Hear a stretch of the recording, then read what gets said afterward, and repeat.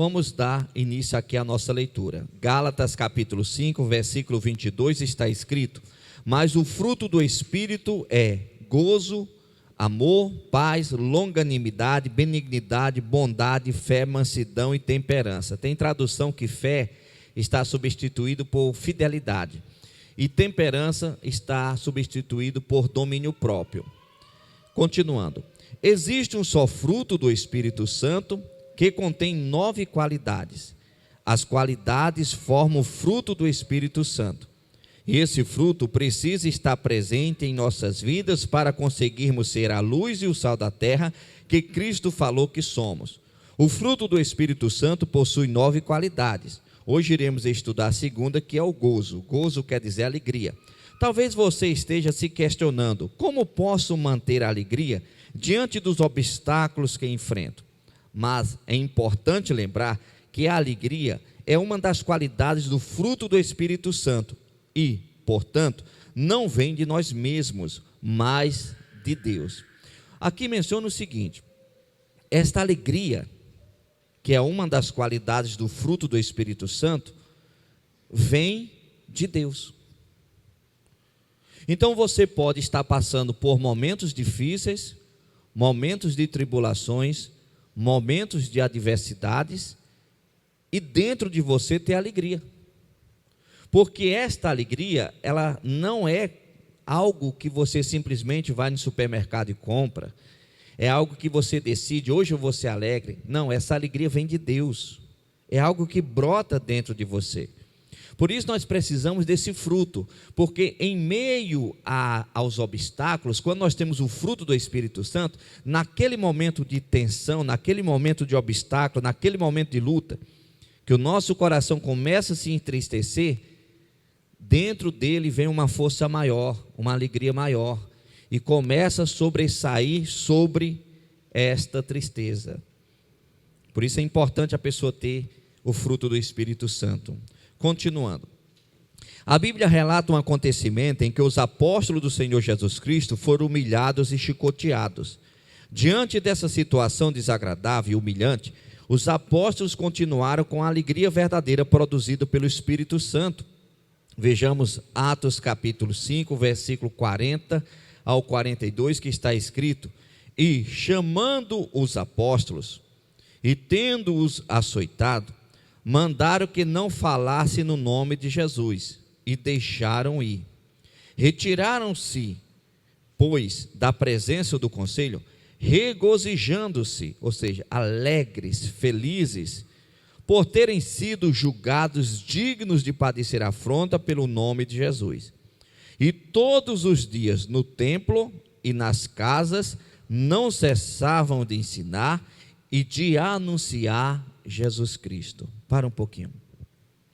Aqui menciona que os apóstolos estavam em uma determinada localidade, estavam pregando o Evangelho, anunciando Cristo. Eles enfrentaram uma perseguição, eles foram humilhados, chicoteados, presos injustamente. Agora já imaginou os juízes daquela época dando a sentença para aqueles homens justos, homens honestos, homens santos, homens cheios de amor? Qual é a sentença? A sentença: você está errado em fazer isso, e você é sentenciado a tantas chicotadas. Depois foram presos.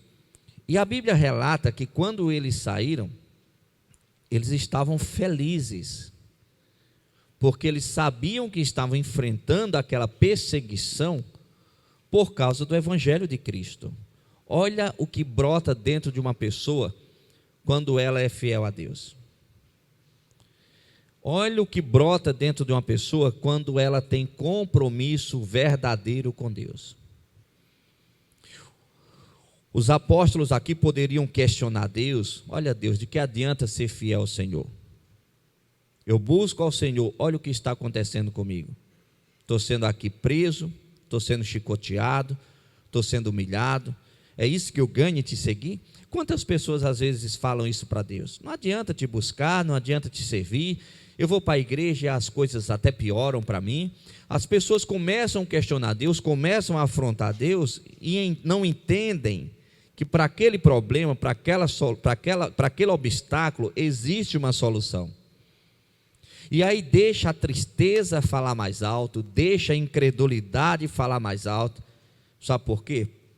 Porque no decorrer do dia e da vida, não tem um hábito de meditar nas Escrituras Sagradas.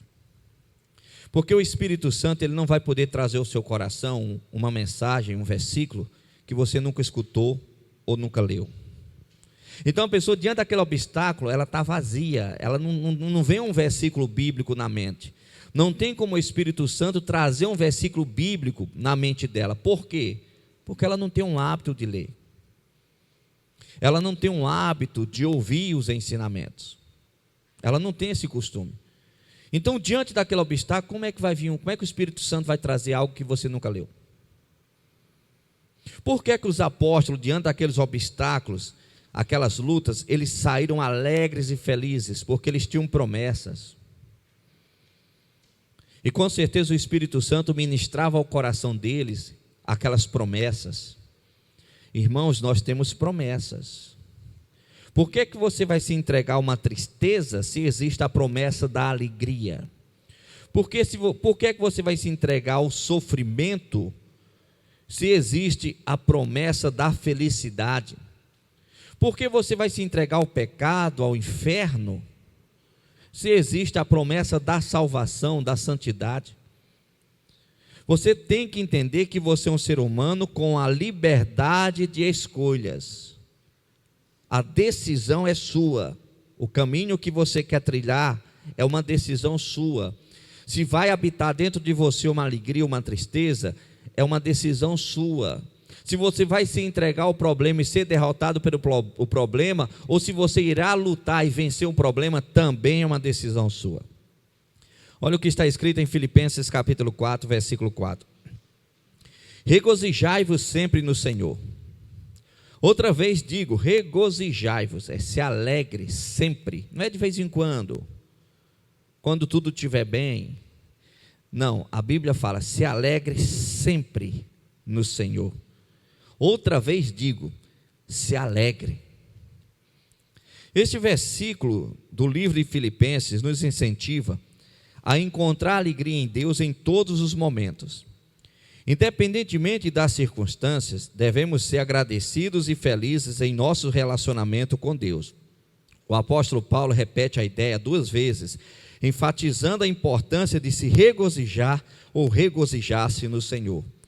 A alegria é uma das qualidades do fruto do Espírito Santo, que nos ajuda a enfrentar os obstáculos da vida com esperança e confiança. Quando o apóstolo Paulo escreveu essa epístola aos Filipenses, ele encontrava-se preso.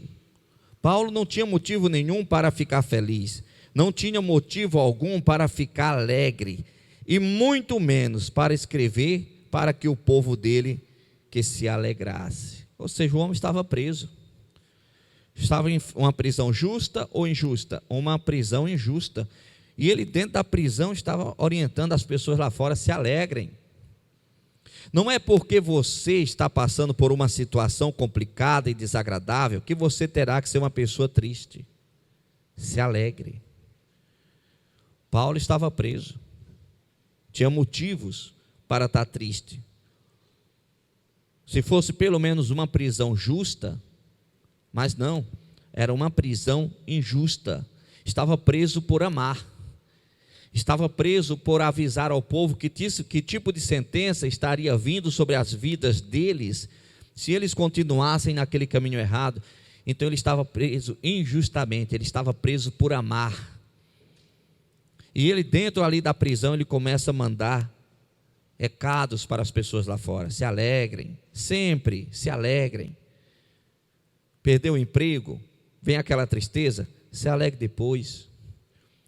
Está com um problema, seja lá onde for, vem aquela tristeza, se alegre depois.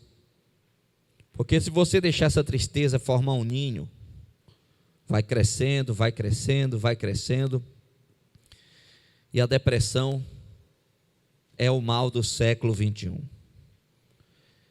E a depressão, se a pessoa não parar em determinados momentos da vida para se autoexaminar, ela cai numa depressão. Quando ela pensa que não, ela está no fundo do poço. E como é que eu faço essa análise? É simples.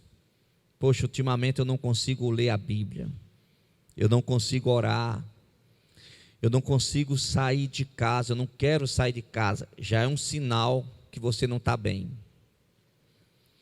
E aí o que você tem que fazer? Você tem que travar uma batalha contra esse desejo.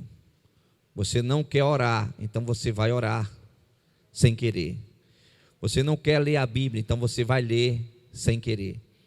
Você não quer sair de casa, você não quer ir à igreja, então você vai sem querer. Você enfrenta uma batalha contra você mesmo. Porque se você se entrega, o que vai acontecer? Você vai se arrebentar. Você vai se complicar. E como é que funciona a questão do processo da depressão? O objetivo é trancar a pessoa dentro do quarto, porque quando ela fica trancada dentro do quarto, automaticamente ela deixa de se alimentar bem, automaticamente ela deixa de pegar sol. Resumindo, o organismo dela começa a não produzir substâncias que precisam produzir para que ela tenha uma mente sadia. É mais ou menos você pega uma planta, e você pega esta planta e você coloca dentro de um quarto, você deixa trancado dentro de um quarto, sem pegar vento, sem pegar sol. Depois de um tempo, essa planta vai começar a não sobressair. Já aquela planta que está lá fora, pegando sol, chuva, você vê que ela sobressai com força total. Então, quando a pessoa se tranca, se isola, e deixa de se alimentar, e deixa de pegar até mesmo o sol, ela começa a murchar, o organismo dela começa a fracassar, o organismo dela começa a ficar fraco, e chega um momento que esse mesmo organismo vai começar a ter uma série de reações. Por isso é importante a pessoa ter a visão espiritual para se autoexaminar. O interessante é que a Santa Ceia do Senhor, antes de participar, qual é a orientação? Examine-se a si mesmo. É você ser o clínico da sua vida. É você fazer o check-up da sua vida. Você fazer uma análise, como você está. E em cima desse check-up, em cima desta análise, o que é que eu vou fazer para mudar, para melhorar, para não deixar que situações negativas aconteçam comigo. Dando sequência, Romanos capítulo 12, versículo 12, está escrito: alegrai-vos na esperança, sede pacientes na tribulação, perseverai na oração. Romanos 12, 12 nos incentiva a cultivar 3 atitudes importantes em nossa vida. A primeira é a alegria na esperança, a segunda, paciência na tribulação, e a terceira é a perseverança na oração. A primeira parte do versículo nos lembra que devemos estar sempre cheios de alegria na esperança que temos em Deus, ou seja, confiantes e otimistas em relação ao futuro que Ele nos preparou. Por isso que fala, alegrai-vos na esperança. Nós temos uma promessa. E esta promessa que ainda não se concretizou, nós temos a esperança que ela irá se concretizar. Então, qual é a orientação? Manda você se alegrar nesta esperança. A segunda parte nos exorta a ter paciência em meio aos desafios e tribulações que enfrentamos. A vida nem sempre é fácil, mas precisamos manter a calma e a confiança em Deus, pois Ele é quem nos dá força para superar as dificuldades. Por fim, o versículo nos ensina a persistir na oração. A oração é uma maneira de nos conectar com Deus, de expressarmos nossos sentimentos e anseios, de pedirmos ajuda e de agradecermos pelas bênçãos recebidas. Portanto, temos que estar sempre alegres, pacientes e perseverantes na oração, pois Deus está sempre conosco e nos fortalece em todas as circunstâncias da vida. Sabe o que é interessante quando você lê a Bíblia? Que em momento algum Deus ele está falando para você que é só flores. Quando ele vem e fala o seguinte: alegrai-vos na esperança, ele já está ensinando você vai ter que combater o quê? A tristeza. Perseverai, sede pacientes na tribulação, significa que você está passando uma luta, você está esperando aquela luta passar e parece que não está passando. Tenha paciência. Perseverai na oração. Por que ele manda perseverar? Porque a pessoa vai ser tentado a parar. Ela vai ser tentado a desistir. Aí Deus vem e fala: persevera. Ah, mas a luta não está passando. Tenha paciência. Mas os obstáculos são grandes. Se alegre, você tem promessa. O mal do ser humano, irmãos, é não estar atento aos ensinamentos de Deus. E quando enfrenta as adversidades da vida, acabam se entregando aos problemas. Se entregar aos problemas, resolver esse problema, não tinha problema no mundo. Quando você não se entrega aos problemas e luta, no final você vence, você olha para trás e fala: foi bom eu ter passado por aquilo. O salmista chegou até a citar que em determinados momentos foi bom ele ter sido afligido, ter sido em determinados pontos perseguidos, ter enfrentado adversidades. Irmãos, lutas, batalhas, adversidades não destrói cristão. Pecado sim, lutas não. As lutas nos tornam pessoas mais experientes, pessoas mais capacitadas, pessoas mais humildes, pessoas melhores, pessoas com mais sabedorias. Nos torna professores de pessoas que estão começando na vida e que têm o desejo de aprender. Porque tem pessoa que está começando na vida e não quer aprender, não quer ser orientada. E tem pessoa que está começando na vida e ela tem sede de ser orientada, ela quer ser orientada. Mas ser orientada não para entrar no ouvido e sair no outro, ser orientada para entrar no ouvido e colocar aquilo em prática.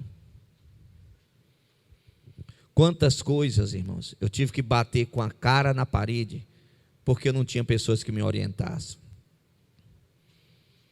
Quantas coisas, quantos obstáculos eu enfrentei, porque eu não tinha pessoas que me orientassem.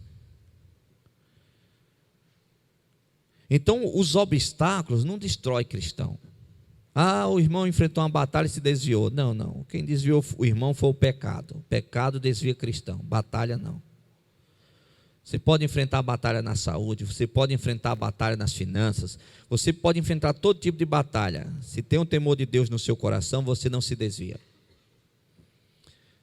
No entanto, se não tem um temor de Deus no seu coração, você pode até não enfrentar batalhas, você se desvia.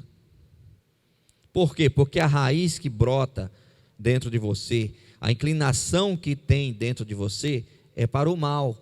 Então você, ao invés de combater esta raiz, ao invés de combater essa ação maligna, você se entrega. Se uma pessoa na face da terra vence, você pode ser a segunda pessoa a vencer. O sol nasceu para todos. Deus está à disposição de todos que o buscam. Se uma pessoa vencer, você pode vencer também. Então, por que perder? Por que renunciar à fé? Por que sair dos planos de Deus? Se existe o plano perfeito de Deus para a sua vida. Continuando. Existem vários motivos que temos para nos alegrar. Quero citar mais dois. Romanos capítulo 8, versículo 18, está escrito: porque para mim tenho por certo que as aflições deste tempo presente não são para comparar com a glória em que nos há de ser revelada. Olha o que está falando aqui, que essas aflições, os obstáculos do tempo presente, não é nada em relação ao que Deus tem para manifestar para a pessoa, o que Deus tem para dar para a pessoa. Aí 1 Coríntios capítulo 2, versículo 9 está escrito: mas como está escrito, As coisas que o olho não viu, e o ouvido não ouviu, e não subiram ao coração do homem, são as que Deus preparou para os que o amam. Aquilo que a tua mente não consegue raciocinar, é o que Deus tem preparado. Esta promessa aqui, irmãos, eu considero mais uma promessa após a morte, porque é algo tão extraordinário, que já é mencionado o seguinte: a mente humana, dentro da limitação que ela tem, ela não consegue produzir nada que se aproxime daquilo que Deus tem.